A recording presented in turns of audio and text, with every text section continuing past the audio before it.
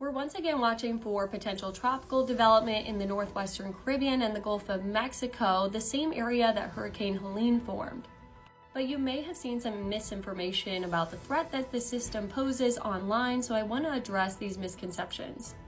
When you see a storm as devastating as Helene has been across Florida, Georgia, and into the Carolinas and parts of Tennessee, it's normal to feel a little bit scared when you see another system trying to form in that same region. And it's completely normal for people to have storm anxiety after they're impacted by a tropical system. But I've seen a lot of posts on Facebook and TikTok of wind maps for just one model run showing another storm in the Gulf the first week of October. So I want to talk about models and how meteorologists interpret modeling and how we use that to build a forecast.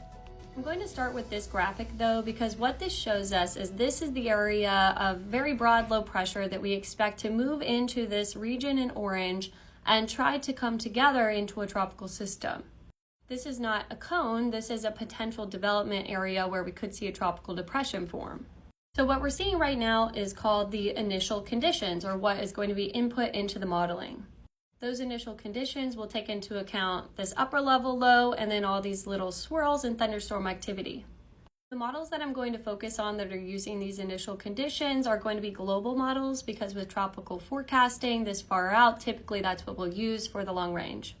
For good initial conditions to put into the modeling, you want a wide range of data that comes from weather stations, weather balloons, buoys, radar, satellites, all of that collects data on what's currently occurring.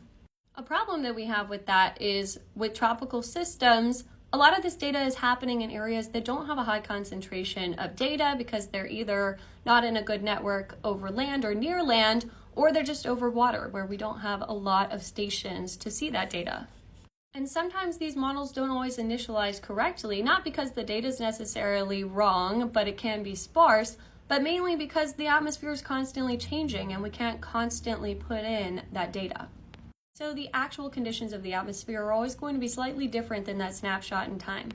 These initial conditions are just one aspect of weather modeling. Once you have that data in there, you need computing power. All of these are run on supercomputers because they're very complicated and long equations with a lot of variables. That equation then simulates the interactions of those different conditions and what the outcome will be. Emphasis on simulates. Okay, now we put all of these variables into our weather model, and this is what it's coming up with based off of that equation. This is the European model, and what's important to keep in mind at what I'm looking at right now is this is one model run. So this is using one set of data, one set of variables, and one equation to come out with this outcome. What it's forecasting is a low to kind of meander through the northwestern Caribbean and emerge into the Gulf, but very broad. Okay, now we're looking at the GFS, which is the American model, and this is what it sees. Again, this is one model run, so one set of variables that are seeing this outcome. It sees a quite complicated interaction between these lows in the Eastern Pacific and then these lows in the Gulf. Based off of that model run, this is a screenshot of what you could see if someone just posted that one run on Facebook, which is certainly scary for these areas that were just impacted by Helene. But here's what a meteorologist sees and why it's important to follow trusted sources for your local weather so that you can have the latest updates that are not fear-mongering. Meteorologists use ensembles, which are multiple runs of this one model with different variables. The atmosphere is random. It has the butterfly effect, so randomness affects the outcome of what actually happens, and this shows that better. You can take into account changes and variables that you wouldn't be able to do on one model run by comparing these to each other.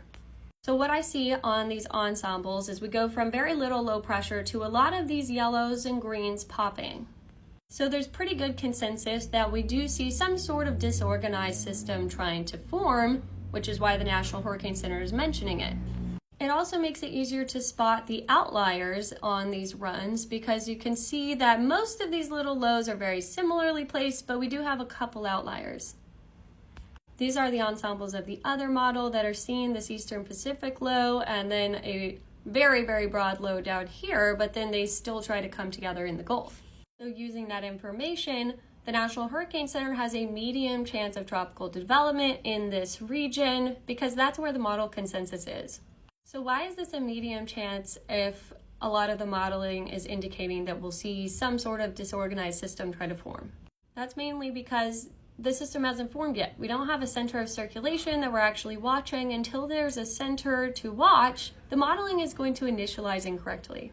Because this area around Central America is so disorganized and we have so much low pressure, the models struggle to see one circulation. So right now, this is something that you should monitor if you live on the Gulf Coast, because when we do see a system form, we'll be able to have a better idea of where it might go.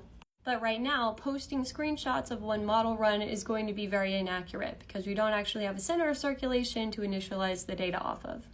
And then even when it is initialized off of a center, you still want to use ensembles or taking the models together and then use your meteorological discernment, which we have as degreed meteorologists, to come up with an accurate forecast.